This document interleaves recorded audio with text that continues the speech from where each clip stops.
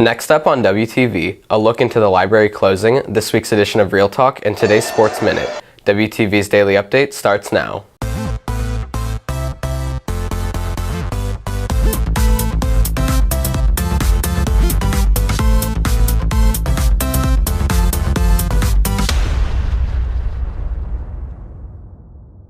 Good morning, Red Hawk Nation. Today is Friday, November 30th, and I'm Nitzan with today's Daily Update brought to you by Wingspan TV.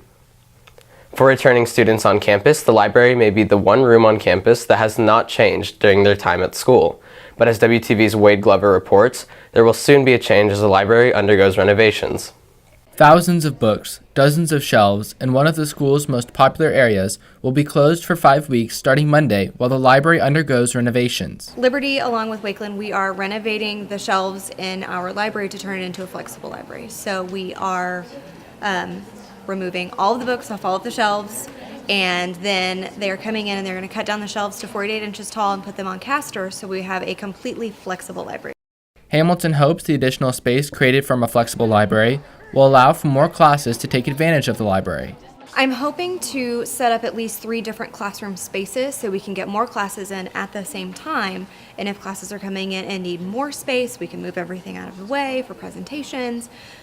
It just really gives us more opportunities to meet the needs of our classes than the way it is right now. For teachers, the library renovations could change how they use the space. I think that just opens it up so that more classes can be in here at the same time. That's a hard issue we run into. So that'll make those schedule conflicts a lot easier. Just lets us, have more kids in here, and we are in here. They'll have more space to kind of spread out, and that'll just make them more comfortable, I think, also.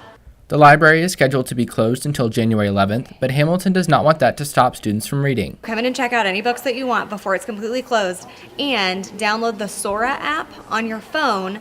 It runs through the district, and it also is partnered up with the Frisco Public Library and the Plano Public Library, and you can check out ebooks on your phone from anywhere. You just have to have your library card. Reporting for Wingspan TV, I'm Wade Glover. Classes on campus could receive a pleasant surprise. WTV's Isabella Santiago has the story. All Region is a yearly competition amongst band students all across the area. This is just kind of seeing what level you're at compared to everyone else in the region, and then they'll place you in a band based on that level, and then you'll just play regular concert music.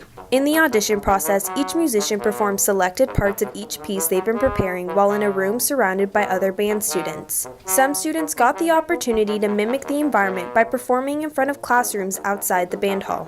Nerves is a really big part of All Region because you don't know these people and you sit in a room with 20 or 30 other kids that play the same instrument as you, so they know what's going on. So it's a big help to play in front of other people just so you can get used to calming yourself down. This exercise is designed to not only expose these students to playing in front of others, but also practice controlling their nerves.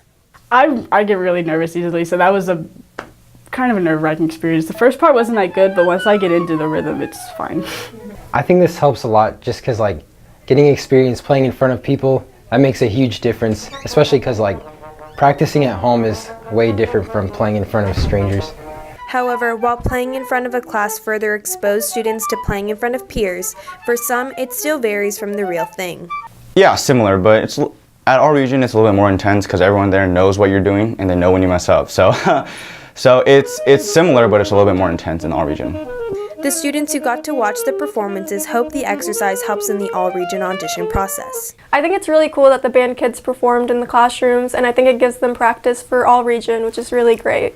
Reporting for WTV, I'm Isabella Santiago.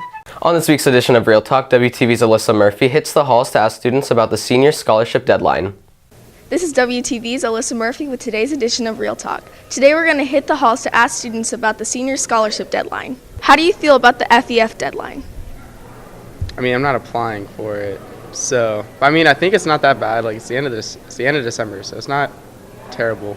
Are you applying for the FEF? Well, personally, I don't think that it matters to me because I'm going to a different college, but I think the timeline that comes with it is a pretty good timeline. It gets you enough time to get everything done and ready for it, I think, so yeah. Do you think that 2 weeks is enough if you were applying for it? Yes, you got 14 days. You have a bunch of time to get everything done. Getting recs might be hard, but doing the actual application isn't going to be that difficult. As a junior, do you think you need to start preparing for the FEF scholarship? Yes, because I think it'll be helpful. This has been another edition of Real Talk. I'm Melissa Murphy. WTV Sports brings you a look into what's happening in campus athletics. The girls' basketball team is back in action at 6:30 tonight at the Nest in their second District 9 5A game of the year. The team opened district play on Tuesday with a win over Lebanon Trail. With 5 wins already this season, the Lady Redhawks hope to pull out a win tonight. We now go to Abby Cho for today's wrestling preview. While the boys are hosting the Liberty Throwdown on Saturday. For head coach Cody Bridwell, the weekend is all about mental preparation. I always have high expectations for our teams. I truly believe wrestling is one of the most mental sports there and available to students, in that if you really believe it and you work for it, it's going to happen, because it's just 1v1. It's you versus the other guy. You're basically imposing your will on the other person. So my expectations are high for our team. We have guys that have been together for a long time. They wrestled tough together, and so I would like to see them, finish in the top 5, if not the top 3. For our ladies team, I feel that again they have a very special unit. If they work well together, they keep training each other. I firmly believe that iron sharpens iron, that they can finish top 2. Reporting for WTV, I'm Abby Cho. The boys' basketball team kicked off the Mansfield tour last night. They won their first game against Mansfield Timberview 63-48, but lost their second game 69-48 against North Crowley, who is the 9th 6A team in Texas. The boys continue the tournament tomorrow with a game against Duncanville at 9 a.m. For WTV Sports, I'm Luke Small. If you're looking for more from Wingspan, you can follow us at Liberty Wingspan on Twitter, Instagram, and Facebook, or visit our award-winning website, libertywingspan.com. WTV's Wade Glover has today's announcements. Students can earn service hours for helping unshelve books in the library starting Monday. See Ms. Hamilton for more information. Theater Singing in the Rain is tonight and Saturday at 7 o'clock and Sunday at 2 o'clock. Esports Club has its next meeting Wednesday during advisory in room C243. That's it for today's Daily Update. This has been Roy Nitzan for Wingspan TV.